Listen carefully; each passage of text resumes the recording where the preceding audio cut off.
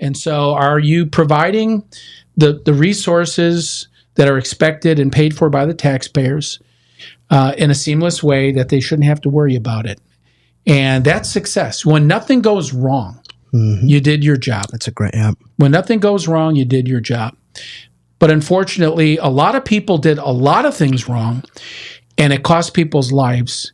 And sadly, they don't have just the decency to admit what they did was wrong, fess up to what they did was wrong, and just apologize from the bottom of their heart and really spend the rest of their life working towards fixing, repairing the damage that they created. I'm waiting for that to happen.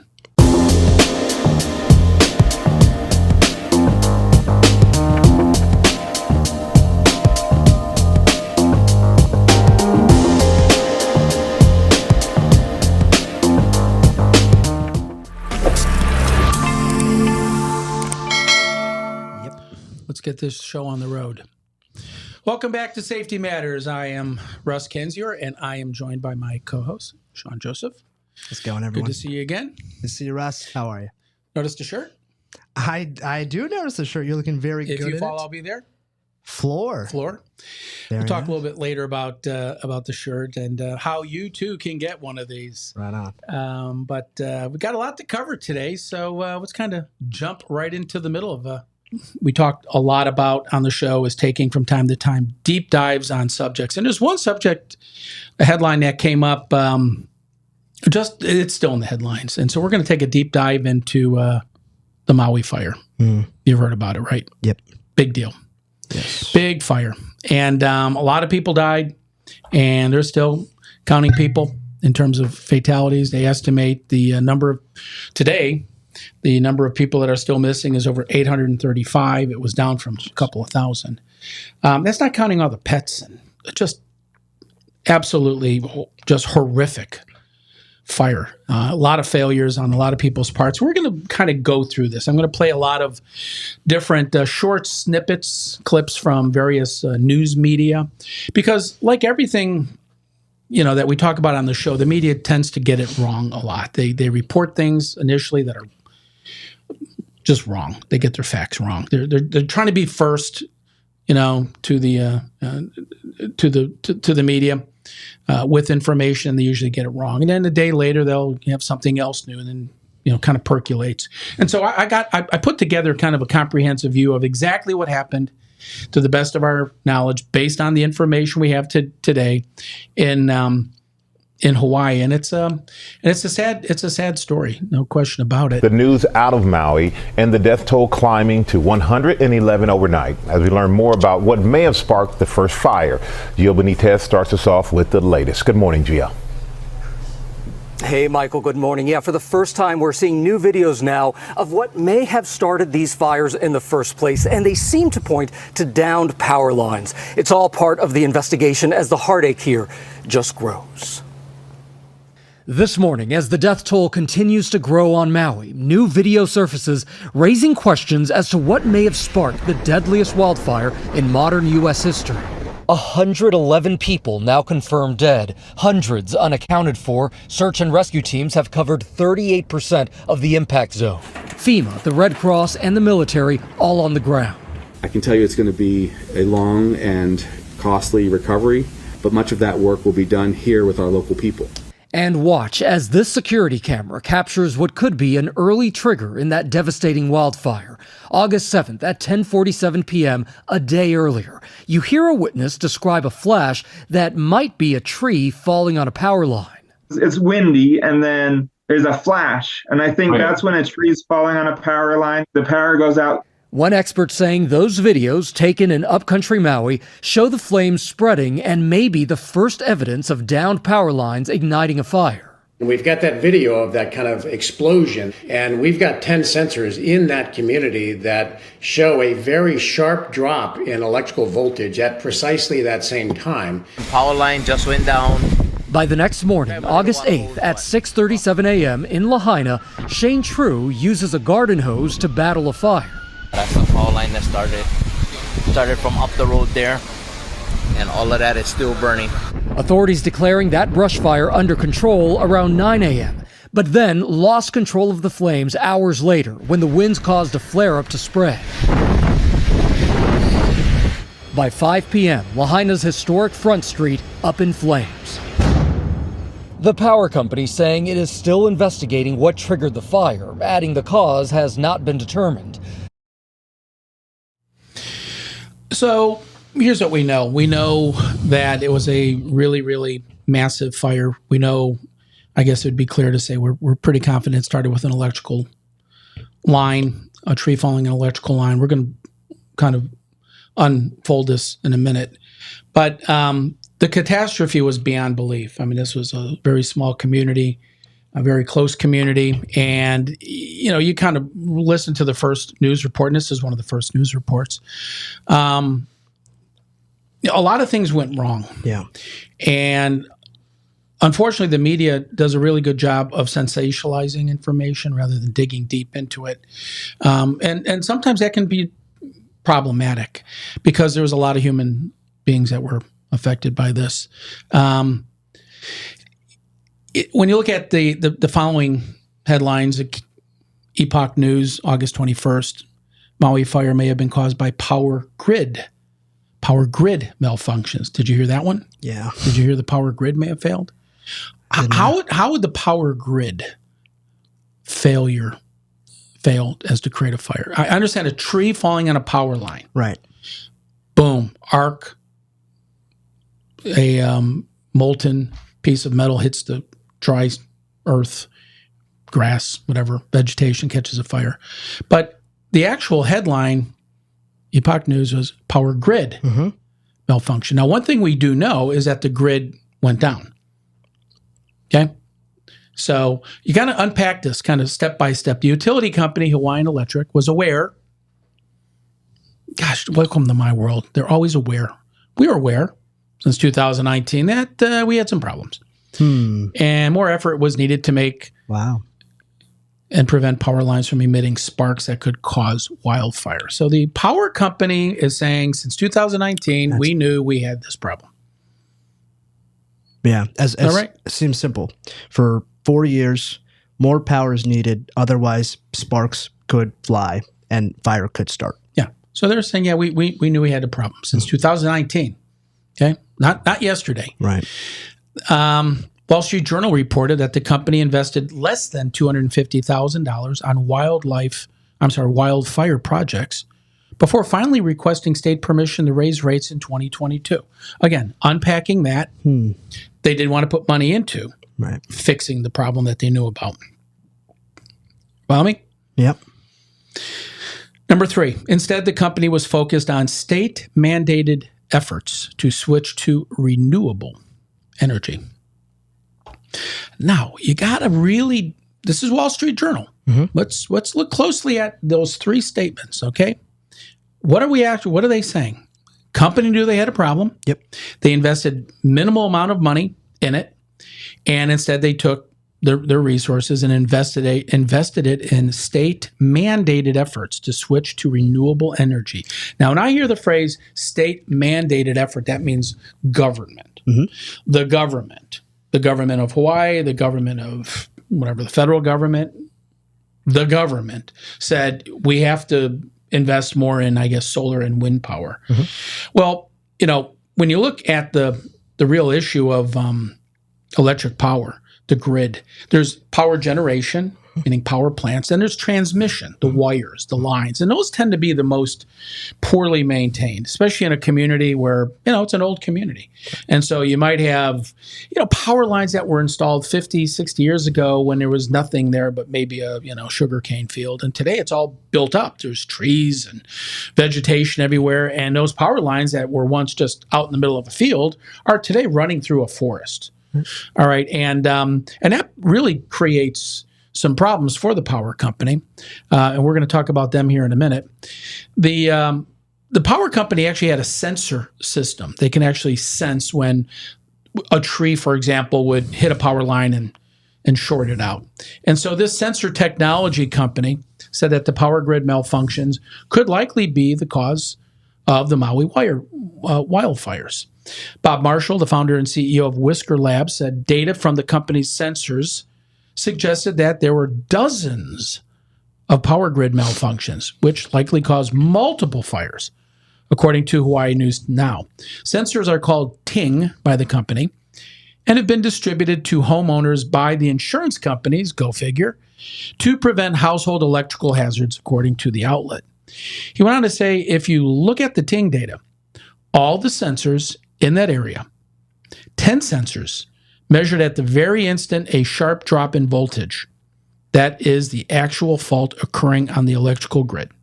So what they're saying is they can actually verify that there was a short in the grid, or multiple shorts in the grid that took place at the precise time, the precise moment that the first fire started. Remember, the first fire started many, many hours before, the previous day, August the 7th. And so they knew they had a problem. They didn't invest. It was government pressure. They had sensors that the insurance companies had installed, which when you look at it was a complete failure. I mean, what good does that do? Because the insurance companies have to pay for all this, I guess.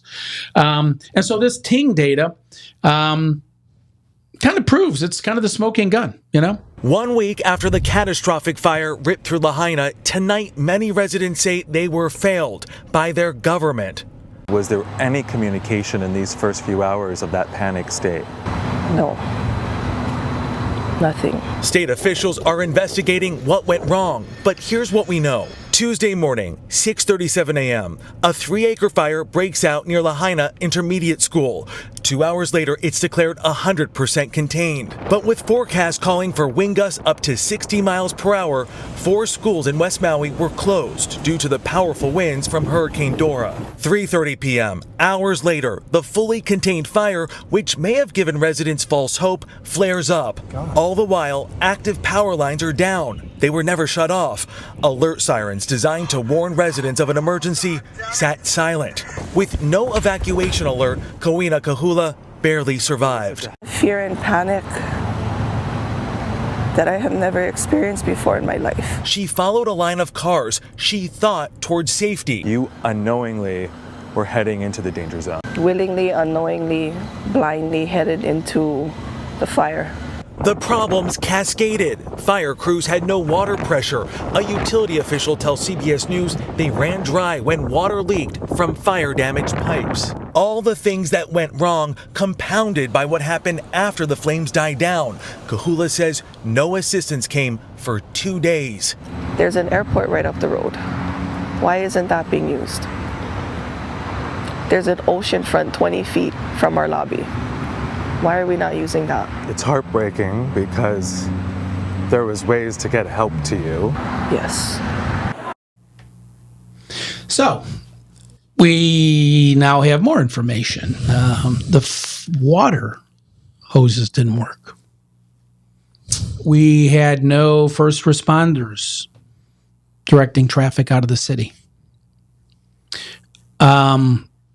Can it get any worse? And sadly, the answer is yes. I mean, it's just a total failure. Yeah, that's it's still a failure. I mean, our president finally made it out there after 2 weeks.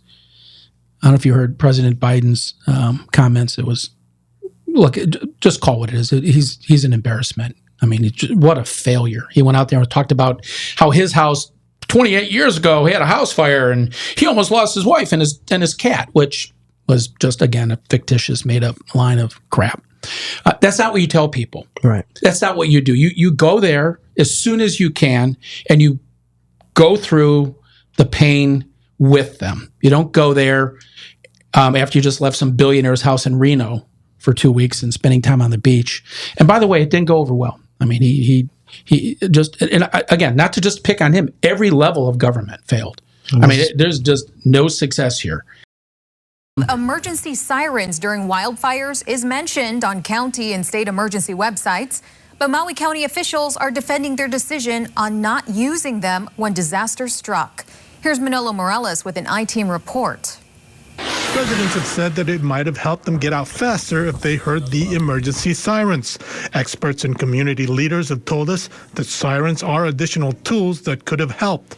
We did some digging and learned that on both the county and state website it says the all-hazard siren system can be used for a variety of both natural and human-caused events, including tsunamis, hurricanes, and wildfires. When pressed as to why sirens aren't used, the county says it's best to use alerts that are sent to cell phones, TVs, and radios.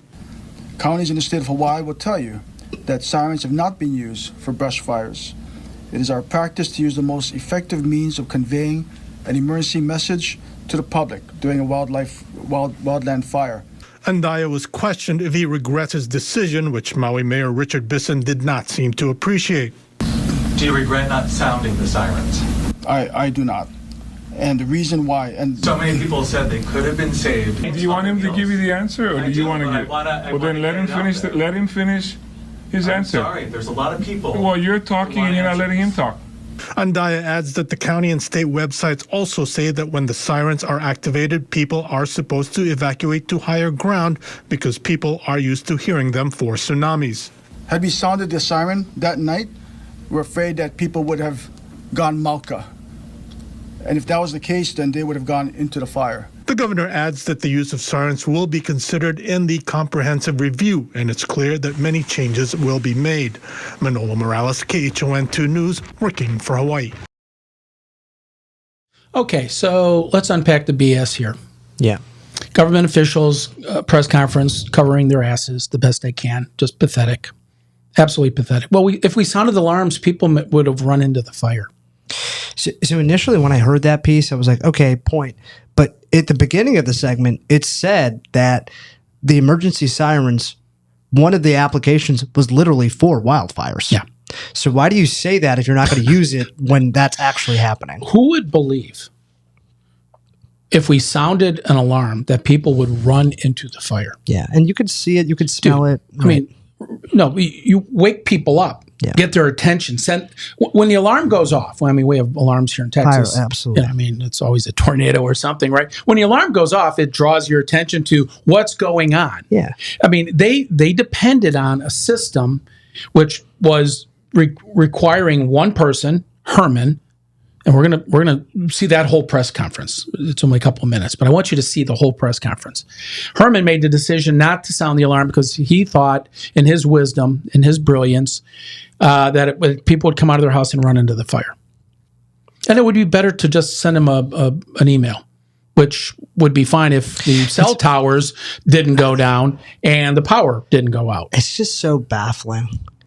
Like, so many layers of inconsistency, and there's so many things like that didn't have to happen. A lot of failure, and we haven't even gotten through half of it. Right.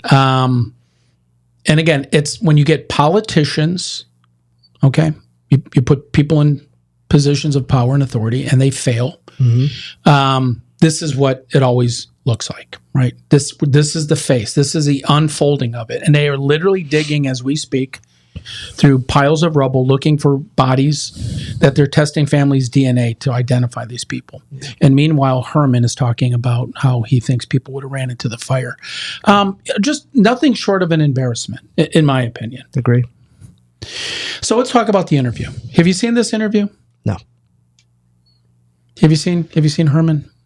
So you have Herman and the mayor, the guy in the red shirt who gets a little huffy, what appeared to be a very angry translator, the woman doing sign language. Maybe it's just me, but it seems like they're always pissed off when they're doing sign language. You ever notice it? It's like always this kind of like angry look on their face, like, ooh, they're very animated. Maybe part of sign language, I'm not picking on anybody, is facial, you have to show a lot of facial expression. Right. But we're going to we're going to unpack. We're going to do a little deep dive here. I want everyone to see the video, the interview with Herman and the entire team standing behind him with all these solemn looking faces. You'll see no one behind Herman that's a happy guy or proud of what they did because they all dropped the frickin' ball, every single one of them. So let's watch the press conference. Let's do it.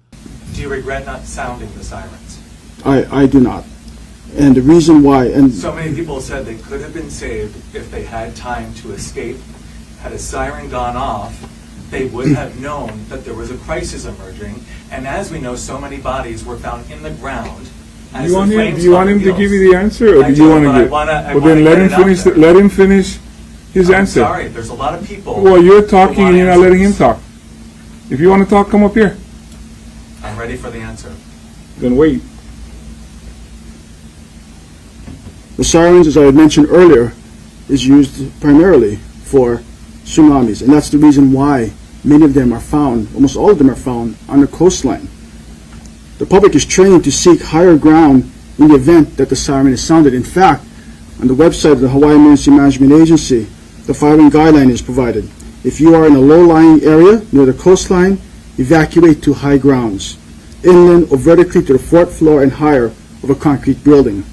Alerts may also come in the form of a wireless emergency alert. Had we sounded the siren that night, we're afraid that people would have gone Mauka. And if that was the case, then they would have gone into the fire. And so that is the reason why our protocol has been to use WEA and EAS. By the way, I should also note that there are no sirens Mauka or on the mountainside where the fire was spreading down. So even if we sounded the siren, it would not have saved those people on the mountainside, Mauka. I'm going to do another friendly reminder that we encourage aloha and kindness. Again, we appreciate the questions, but I would encourage all of us to operate under the values of aloha and kindness. So as you're asking the question, please respect the speaker who is responding and give them that space, just as they're giving you the space for you to ask your question.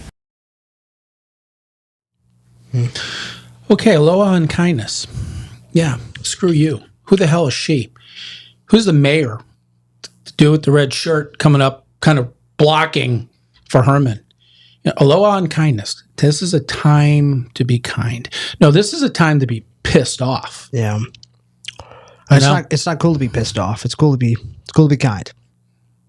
Yeah, you know what? Tell that to the 850 missing people and 100 and so many dead children, animals. You know, this fire broke out in a sanctuary for birds. I'm going to show you that video in a minute. But I want to unpack it. Watch the video. Everybody just show a little love. If we just had a little bit more love. Do you see the clowns behind Herman? Solemn. All the failures. The fire department, police department, people you pay, people whose job it is to protect you. They couldn't get cops out there to direct people out of the city. Really? People were driving into the fire because they didn't know where to go. Where the hell were all the cops? Wait to hear about what happened to the water. Okay? This is a systemic failure. I mean, every aspect of what happened here could have been prevented. And I don't want to hear aloha and just kumbaya, let's all love each other.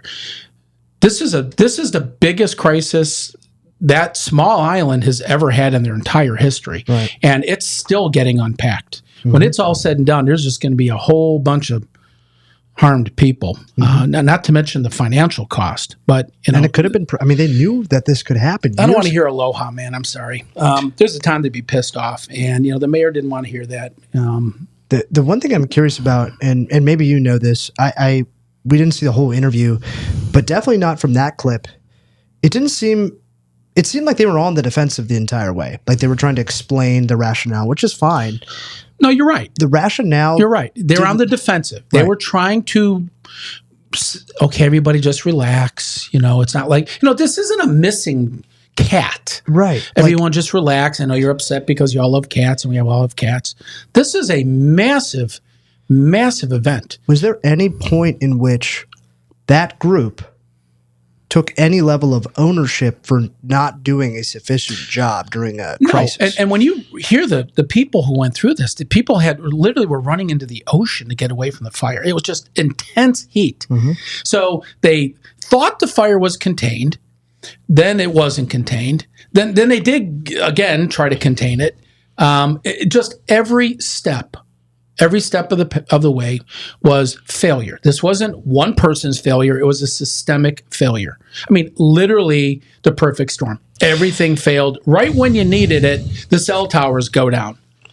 So I'm gonna So how ask, are you going to get a text to somebody if the cell towers go down? Now, the reason I say this, Sean, is who's thinking through this? Yeah. Who's in charge? If the plan is we're going to send people text messages or phone calls during a crisis, well, wouldn't that assume that the cell towers and the power grid would be up? Right. What do we do if the power goes down and we don't have availability to the cell if you don't towers? have data? Right, exactly. You know, and it's just buffoonery after buffoonery. But believe it or not, it gets even worse. The story goes on. The saga continues. Sure. This morning, 10 days after the deadliest wildfire in a century, the administrator for Maui's emergency management agency, Herman Andaya, has resigned. His job to head the department responsible for responding to disasters. Citing health reasons, the move comes amid increased scrutiny over his qualifications and the decision to not sound emergency sirens as the fire broke out. If you want to talk, come up here. At a contentious press conference, Andaya defended the decision, noting the sirens are primarily used for tsunami warnings and may have led people toward the danger.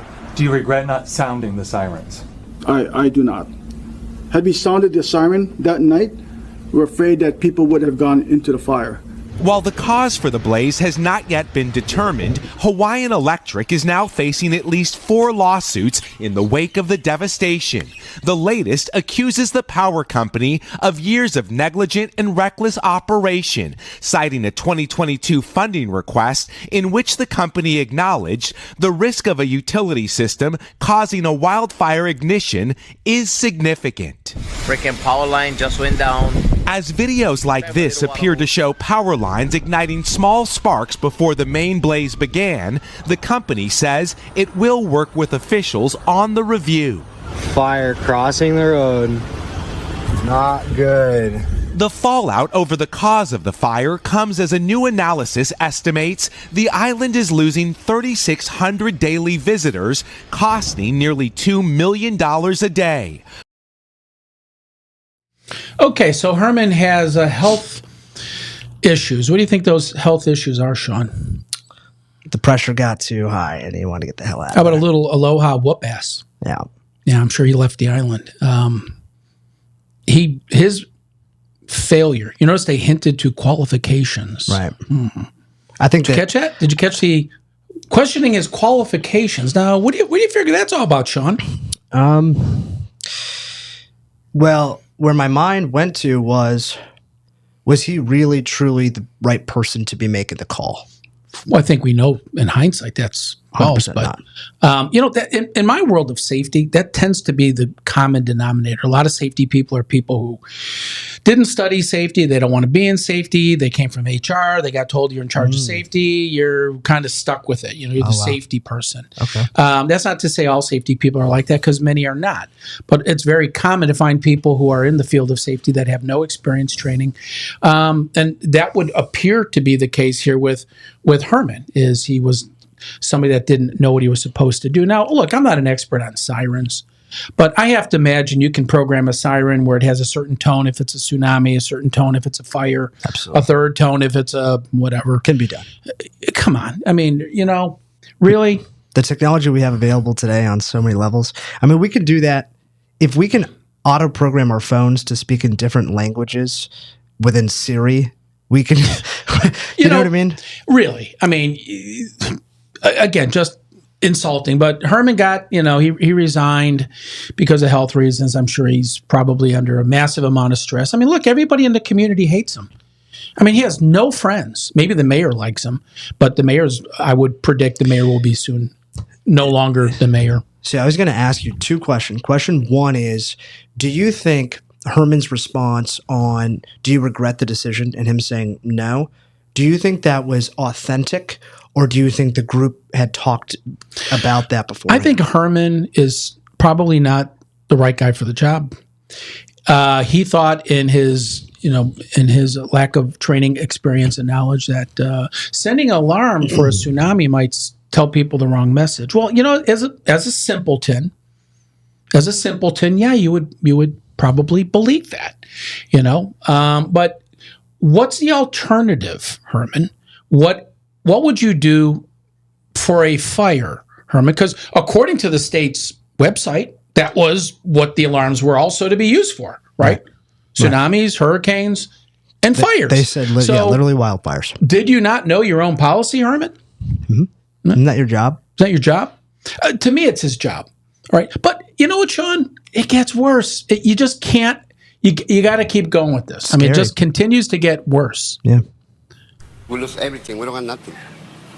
And we don't have a help for the government. As Maui residents pick up what's left of their lives, the finger pointing at what went wrong continues, including why fire crews ran out of water, finding countless dry hydrants. There's been a great deal of water conflict on Maui for many years. People have been fighting against the release of water to fight fires. That includes State Water Commission Deputy Director Kaleo Manuel, seen here last year talking about how water must be revered. Let water connect us and not divide us. Like we can share it, but it requires true conversations about equity. The West Maui Land Company, which owns land in Lahaina, claims Manuel denied an emergency request to move more water from streams into reservoirs that supply city water, including fire hydrants. Manuel told them they first had to clear it with native Hawaiian farmers. In a letter, the company says by the time they got that approval, it was too late, writing, quote, "No one is happy there was water in the streams while our homes, our businesses, our lands, and our lives were reduced to ash." Manuel has since been reassigned. Manuel has since been reassigned. You know, the tree hugger water is a uniter. You know, it's all about love, and we all love water. And we can't use water, we can't waste water on things like fires. Mm-hmm. You see how just incompetence plays out, and you see how incompetence at every level, and these are relatively low-level players. I mean, I don't know Manuel's job, but he's certainly not a high-ranking official in the county or the city. But he was the guy in charge of the water, and he wanted to be the water guy. And water is love, and water is peace, and just kumbaya, man. I mean, aloha, right? That seems to be the vibe, the reoccurring theme. Are we past the point of leadership taking accountability for wrongs? In this case, an obvious one, but even on a minor level, I think one thing that's jumped out at me as we've done a lot of these shows, Russ, is when catastrophe strikes, organizations and people are very savvy at escaping the blame, resigning at convenient times, whatever the case. Can we trust leadership? Will leadership? When I grew up, I was taught, as you're doing things and you're trying to grow in your life, if you mess up, you have to acknowledge it. You have to say sorry. And then that's the only way you can really move forward. You can't pretend like it doesn't exist. And I don't know what it's like to be a public official, but there's some element of, I'm not seeing in any of these cases where there's serious wrongdoing that could have been prevented on so many occasions and levels, anyone coming forward and say, we stop. Are we past that point? Is it wrong to do that? Is it unwise to say that? It's just so disheartening. Herman resigned because of health reasons. Well, that's bullshit. He got pressured out. I mean, literally the entire community wants to probably hang him by his toenails. So instead of saying, I made a mistake and I'm resigning my position for my failure, assume responsibility, just like you said. Assume responsibility.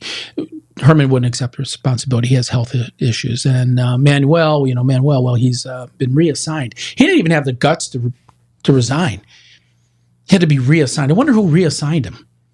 And what was his qualification? See, as you go up the Peter, you ever heard of the Peter principle? No. Okay, the Peter principle is an interesting principle. It says people who are incompetent will hire people less competent than themselves, so they don't fear their job. A's will hire A's, B's will hire C's. Right. Yeah. And so what you have here is Mayor Kahuna, the guy with the red shirt, hired idiots, and the idiots hired bigger idiots. And it cost potentially 1,000 people's lives. I mean, it's going to be up there. And again, no accountability. Look, in Japanese culture, I mean, they would commit suicide if it was a dishonor. And I'm not suggesting people do that, but this kick the ball, pass the buck, the mayor who's Mr. Tough Guy. Hey, you want to come up here and you want to talk? Come on up here.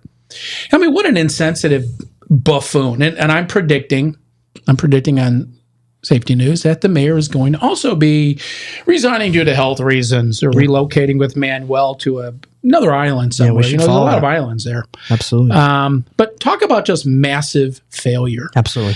But you know what, Sean? It gets even worse. If you could believe that.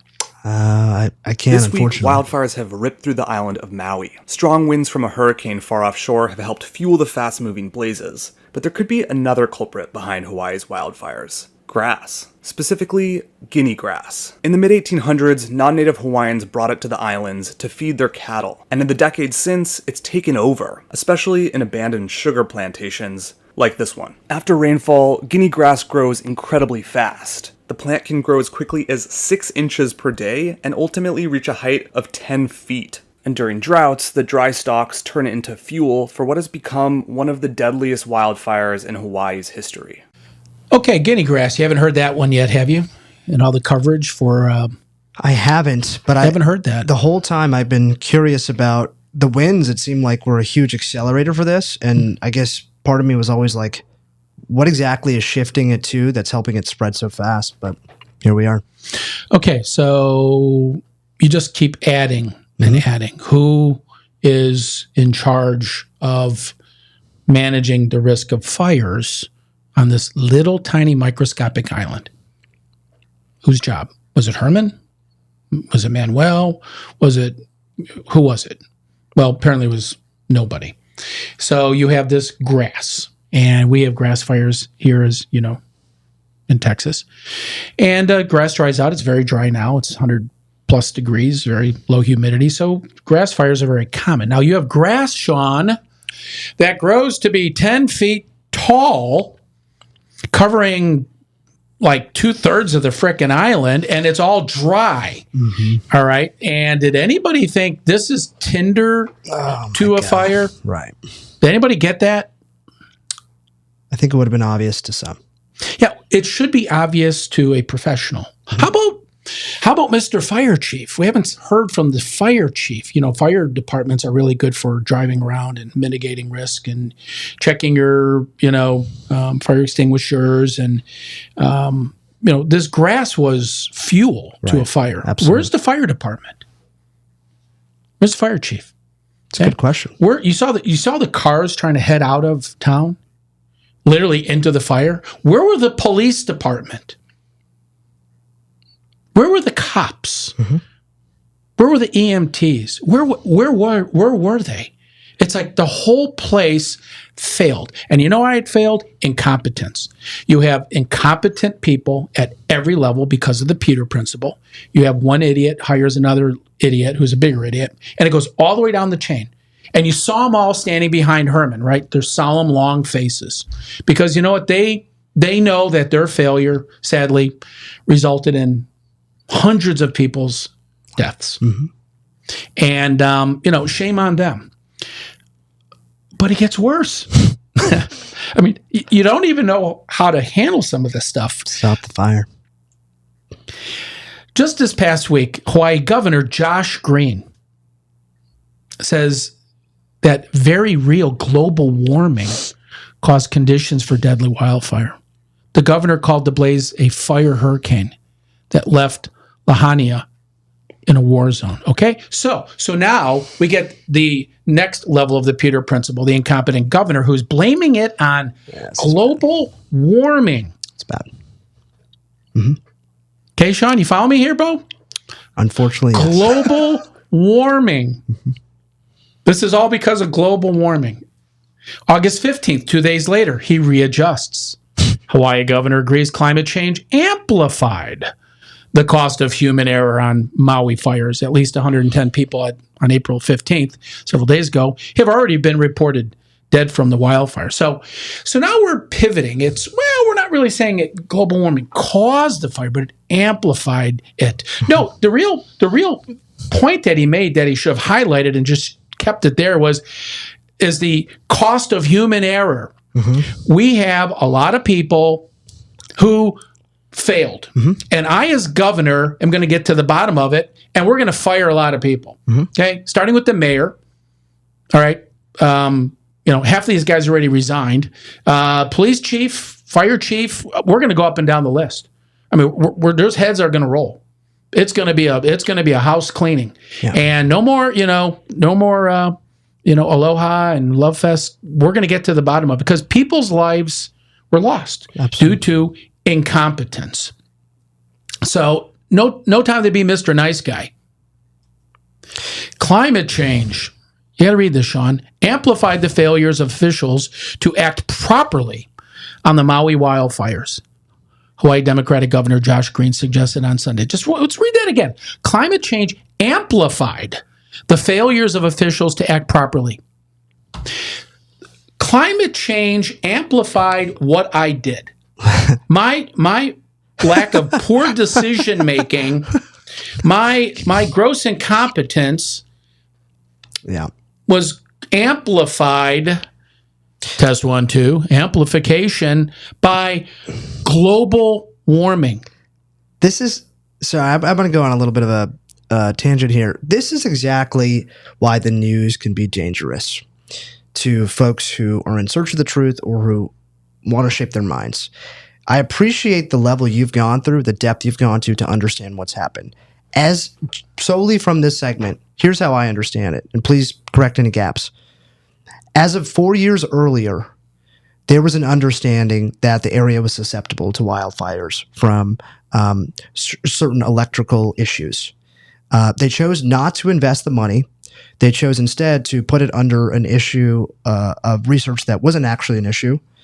Then when an actual issue emerged and there was a wildfire, the system that they had in place to alert people wasn't used, which was the government officials' choice. And then to exacerbate the problem, winds shifted it to guinea grass that was way too tall and should have been maintained for years. And when the issue got so bad, the water needed from the fire department was not accessible because of previous decisions within the administration to not supply the water. Like, you neglected an issue, the issue happened. When the issue happened, you didn't use the solution made for the issue. Then other previous decisions didn't allow you to put out the fire. Like, and then you dodge. Then your officials run for the hills. Yeah, so the governor goes on, and good assessment. Crap, man. While appearing on CBS Face the Nation, because he has all the time in the world to be on TV now. I mean, the governor doesn't have anything to do. Wow. He's on TV, Face the Nation. Green discussed what some people had considered critical mistakes. Some people thought there were some critical mistakes by both local officials and private companies regarding the disaster. Though Green acknowledged failures and decisions made, quote, in the moment, end quote, by these actors, that's exactly what they are, posers. He also remarked that these mistakes were aggravated by climate change. It's condescending to just say that. Like, it's baffling. Like, it's so obvious, all the mess ups. Like, how could they have the audacity to say that? Like, now I'm actually getting angry. So just to be clear, this is the governor speaking. When you're talking about global warming, are you saying climate change amplified the cost of human error? CBS host Margaret Brennan asked, and the governor said, yes, it did. Wow. Scary. He's the governor. Yeah. And if you have a governor that is so unplugged, so out of touch with reality, look, we can debate global warming, and we've done this. We'll probably have many episodes in the future, but what the hell is he talking about? Global warming amplified decisions by local politicians who were, I guess they can't think when there's a fire. Is that what he's trying to say? When it's hot out, they can't think. It gets worse. Are you waiting for the end of this, Sean? I want to see how it ends now. Yeah, well, it gets worse. So number one, you kind of started this. The first failure was actually the fact that they didn't maintain their forestry very well. Sure. You have overgrown trees. Nobody's taking care of the trees. You have a lot of underbrush. We're not talking the grass, just trees. Sure. So you're not maintaining your forestry very well. All right, so you have a tree, all right, that falls on an electric power line, sparking a fire. The fire spreads quickly due to these big hurricane winds. They knew there was a hurricane, right? That was not a surprise. The dried grass, well, that just fuels the fire that's being fanned by the hurricane winds. Warning alarms were intentionally not sounded. That's a human error right there. There's don't blame global warming on. I just can't believe that one. You know, I'm sorry, Herman, but you're not pulling that one on me, bro. No, that's on you. So the warning alarms were intentionally not sounded. Power goes down, causing cell towers to go offline. And by the way, when the power lines went down, it was long after they believed additional fires were being sparked by the power. The power lines that were not affected by the downed tree were still electrified. So they were causing potentially even more fires. Okay? Kind of follow the bouncing ball here. Who's running the show? Right. Local water officials delay getting water to the fire department because water is love. By the time the water, was on its way, most of the water pipes, Sean, were damaged. The facility by which you would now transport water via the pipes were damaged. They wouldn't work. Failure of the first responders to, direct people out of danger. Where was the fire department? I guess they're trying to find water. Where were the police department? Where are the EMTs? And of course, politicians blame everything on something that is completely and totally irrelevant. Right? So you basically have a political conclusion. Mm-hmm. We will solve the problem once we get rid of, global warming. Once global warming is resolved, we won't have fires in Maui anymore. Right. Which is a total insult. And then you have President Biden goes there and he's talking about a house fire he had in his house 27 years ago that his cat almost got burned up. Then you find out the story is kind of bullshit. That's kind of a bullshit story out of the president. And bye-bye. Do you see all the people protesting him? No. Oh, he did not get a warm welcome from the people of Hawaii. Didn't go over well. In fact, it went over very, very poorly. But he got out of Dodge. But this is just sad on so many levels. It's so preventable. Yeah. It was so preventable. Mm-hmm. And it failed on every level, and nobody has assumed responsibility. It really did. Blame the earth. And that's the governor's decision. Blame the earth. Thank you for your breakdown too. That's too much logic for the news. The news, you know what I mean? They just, whether it's how they report or whether it's what elected officials actually did in the situation, it was anything but a logical, straightforward way of tackling a situation. Right. It was stupidity. And it was fear. I don't know. I just. But in the world of safety, mm-hmm. that's typical. That's common. It's always people who don't do their jobs. People who are not responsible, who don't feel accountable, who, look at slips and falls or trips over floor mats. The mat's been buckled at the front door all day. None of the employees that walked over it all day. Mm-hmm. Took a minute just to straighten it out. They knew it was there, but they didn't do anything. And it's the same thing here. You have the same kind of indifference to safety, indifference to people's lives. It literally destroyed the entire community. You know how I know that the mayor is going to be gone? You know how I know that the fire chief is fired? How? Because there's no city. Everyone's dead. There's no taxpayers. There's nothing left. Everything's gone. So you need a police department to police what? Everyone's gone. Yeah. It's a total disaster. And I mean total disaster. Let me ask you this, because this whole segment has gotten me thinking about, in this lens, we're looking at how do you manage after a natural disaster has occurred and is now spreading.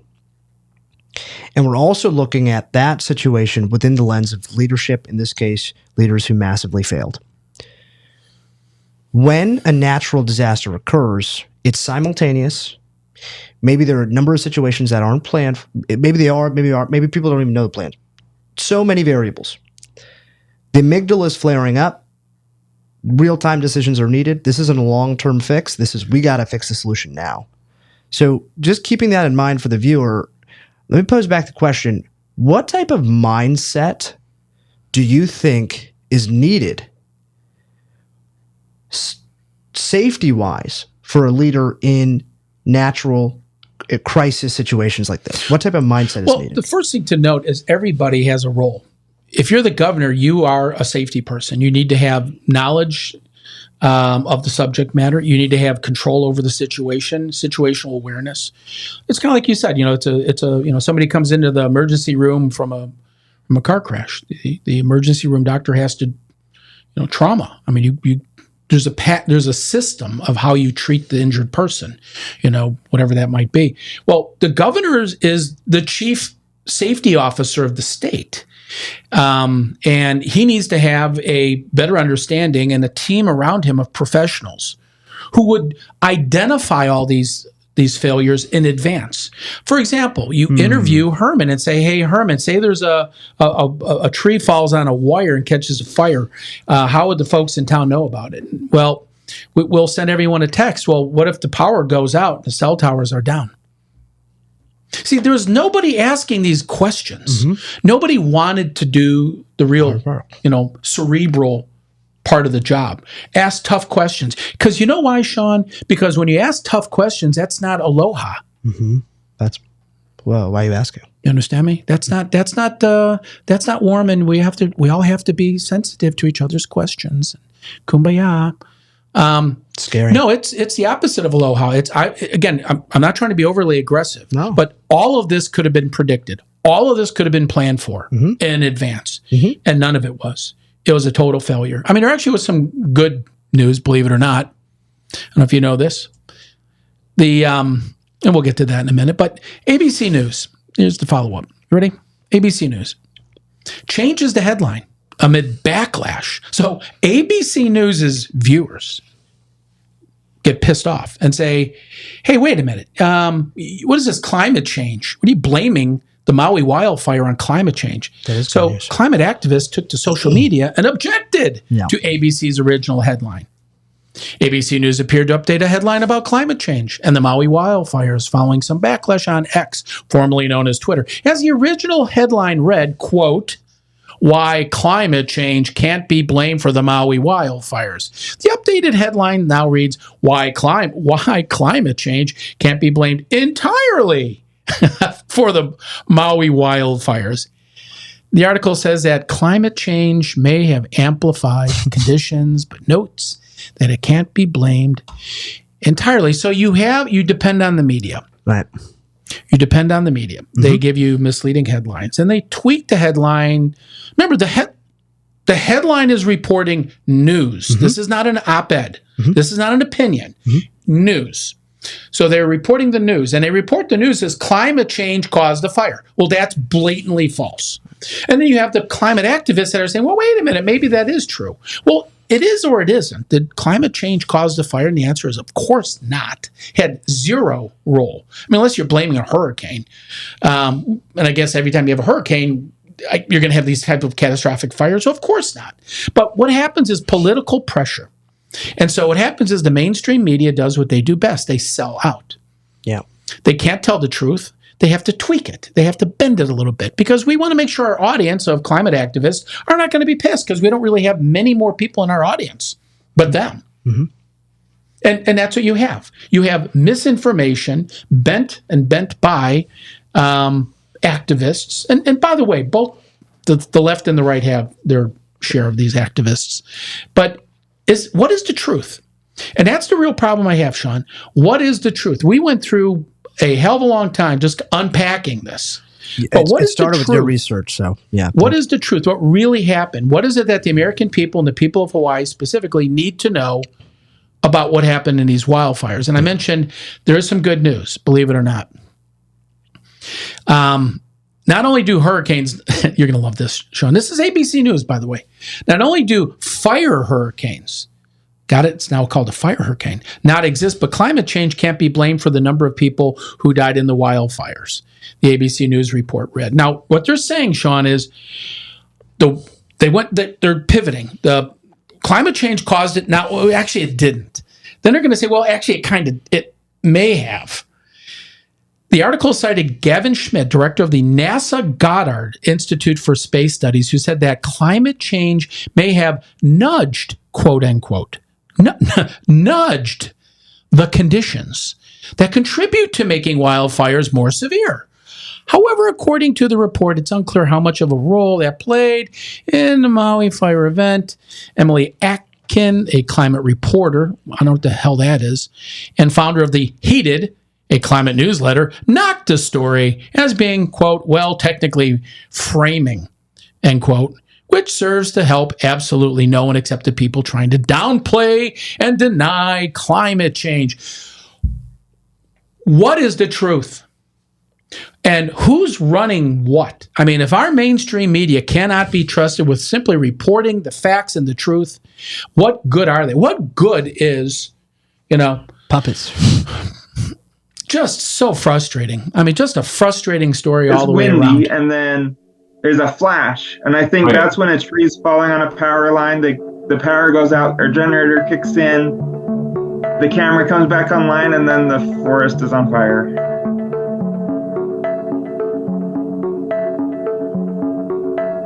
Let's watch this again. It's windy, and then there's a flash, and I think that's when a tree's falling on a power line. The power goes out, our generator kicks in, the camera comes back online, and then the forest is on fire.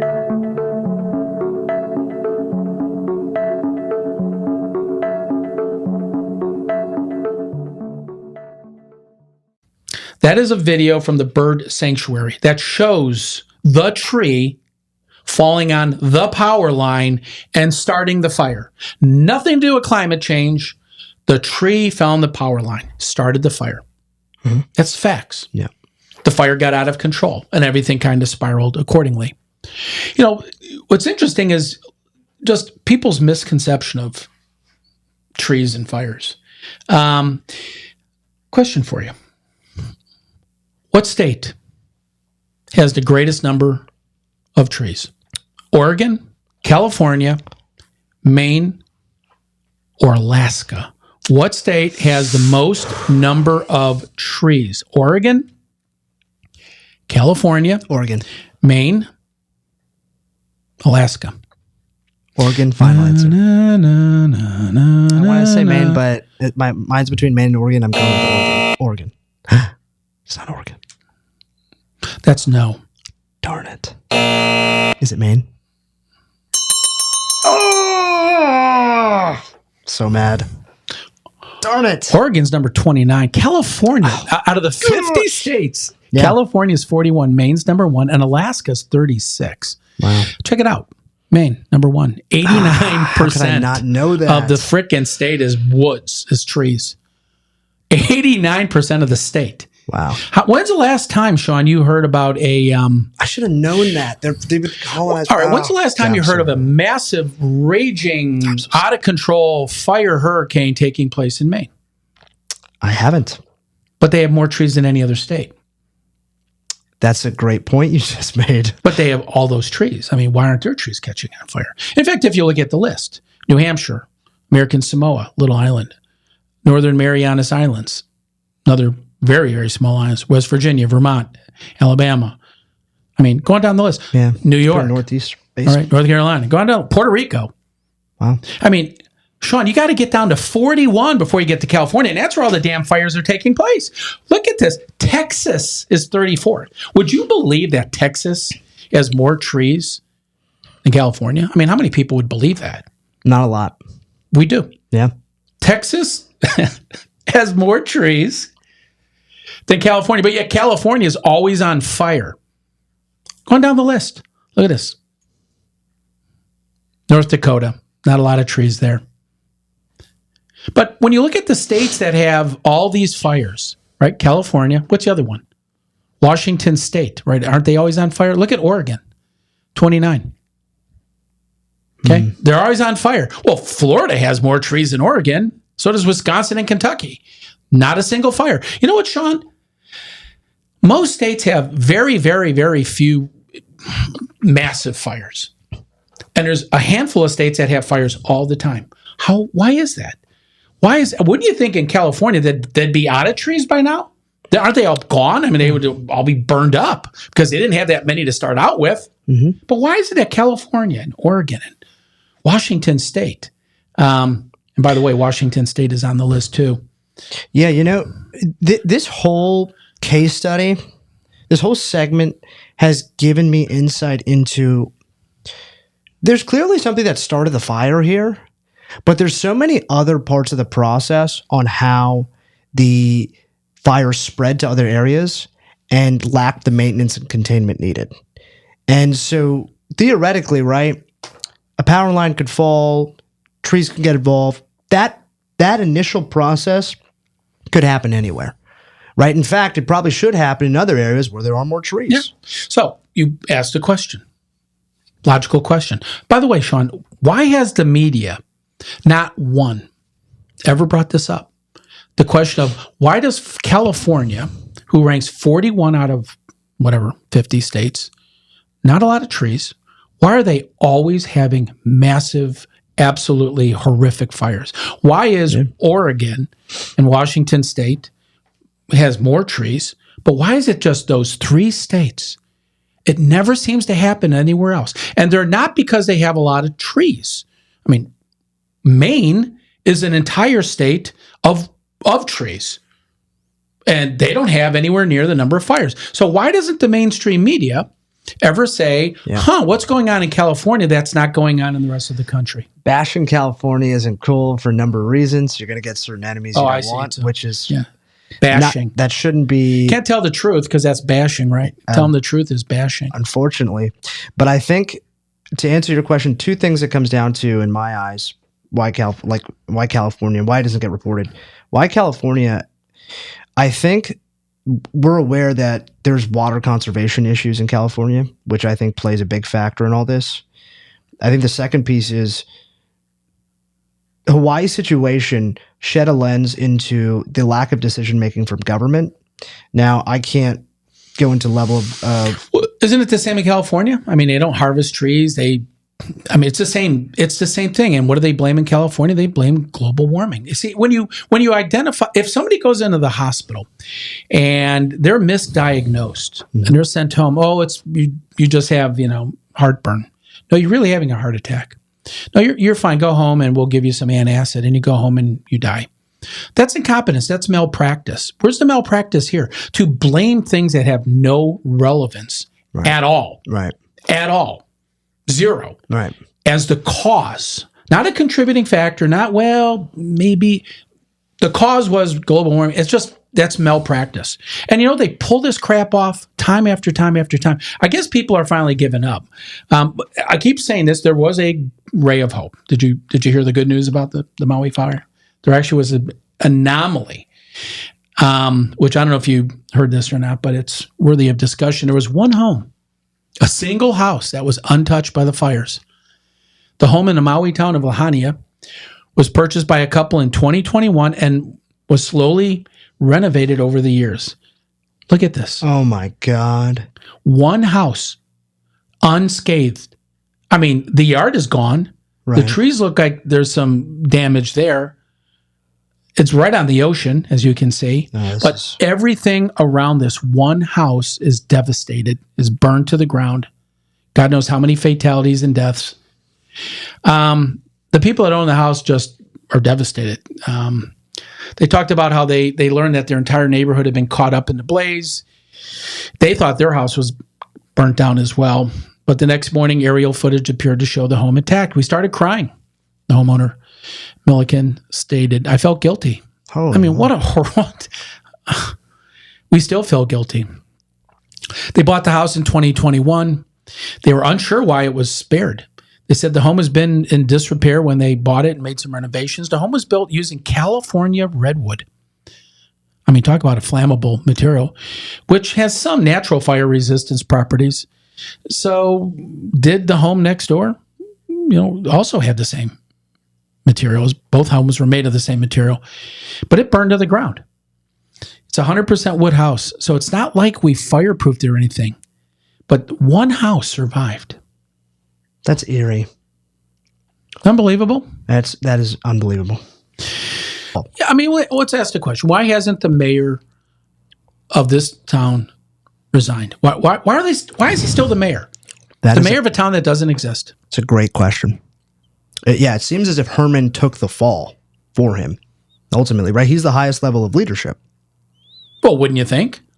I mean, the guys whose job it is to be in charge of the city, obviously, he got a little defensive. Yeah, he did. He was kind of protecting Herman's, he was kind of like Herman's wingman. Not as protective as he should have been of the citizens of the area. Your city, I mean, literally all of your neighbors are either displaced or dead. Literally all of your neighbors, one house standing. All of your neighbors, the entire city, the people that ran every business, the people that were your teachers, everybody's gone. I mean, they're either left this town if they're lucky to survive or they're dead. So every single person perished. And you, the mayor, just didn't even seemingly show any remorse. He got defensive. If you want to come up here and ask these questions, come on up here. You want to talk, come on up here. It just tells you, Sean, the lack of leadership. And, personally, as I just continue to try to evaluate the power of voting, right? The people who you put in office, at some point, they're going to be called to make tough decisions. And it's sad because people elected that man and he failed them. So, yes, he did. And let this be a lesson to municipalities across the country. If you're not checking on things that are boring, like your water supply, how clean is your water? Absolutely. How about the transmission lines for electricity that run through your town? How about every aspect of the resources that you are providing to your community that they anticipate and expect to be available? I mean, every city and small town should take this as a wake-up call. We need to do a deep dive into public safety. That's a great idea. What's happening in our community that may jeopardize the public safety, whether it be flooding, hurricanes, in this case, fire, and on and on and on. But it could be things like fuel systems, fuel lines. It could be sewage facilities. It could be waste treatment facilities. All the things we take for granted. I mean, when you flush the toilet, you expect it's going to work. Well, we know in some municipalities it doesn't always work. And so are you providing the resources that are expected and paid for by the taxpayers in a seamless way that they shouldn't have to worry about it? And that's success. When nothing goes wrong, you did your job. That's a great, yeah. When nothing goes wrong, you did your job. But unfortunately, a lot of people did a lot of things wrong, and it cost people's lives. And sadly, they don't have just the decency to admit what they did was wrong, fess up to what they did was wrong, and just apologize from the bottom of their heart and really spend the rest of their life working towards fixing, repairing the damage that they created. I'm waiting for that to happen, don't I? Hearst Convention Center here in Hearst, Texas, just outside of Dallas, is the second international symposium on slip, trip, and fall prevention. It's going to be a big deal, 25th and 26th of September. Here's kind of the cool thing. The symposium is broken down into 4 different learning tracks. One for food service, hospitality, and healthcare professionals. A second for retail and grocery store professionals and public facilities. Hey, maybe Herman can come out and check out the course. I mean, he's got some time on his hands, right? I mean, nothing going on with him. He's not feeling well. He's a public official, or was. We got a third track for legal, regulation, insurance, risk management professionals. And then the last track, Sean, is on facilities maintenance and housekeeping, janitorial people. So that's going to be coming up in September. Very nice. National Floor Safety Institute. These shirts will be available for purchase. If you fall, I'll be there. Floor. And so this fall, come to the symposium. You can register online. By the way, if you can't participate in person, you can watch the symposium online. It is live streamed across the world. There's going to be speakers from literally all over the world. We have folks from Germany, and I can't even tell you how many countries are going to be there, but quite a few people, 42, 46 speakers.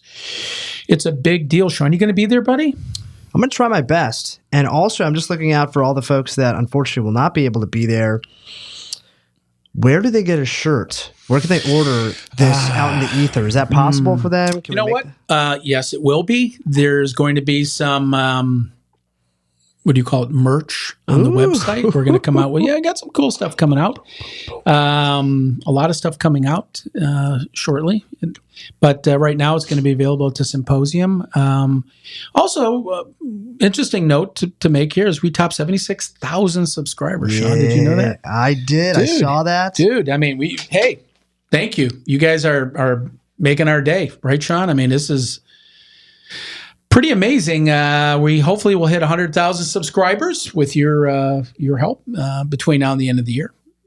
So thanks for watching Safety News. We covered a lot of ground today. Some of it was pretty heavy, and some of it was a little bit lighter. But it's all about protecting people. It's all about taking care of people and telling the truth, telling the story the way it is. And sadly, when people kind of step out of line, we're gonna call them on the carpet. Not a lot of aloha, right, coming from this guy, because safety matters. It does. There's been a lot of safety stuff going on in the media. Next episode, I'm going to throw you guys a curveball, and we're going to cover a really interesting topic, one that I think you're going to find not only interesting but entertaining. And so, with that, this is Russ Kendzior and my co-host Sean Joseph. Bye, everyone. Saying thanks for watching Safety News, and we will see you next time. Take care.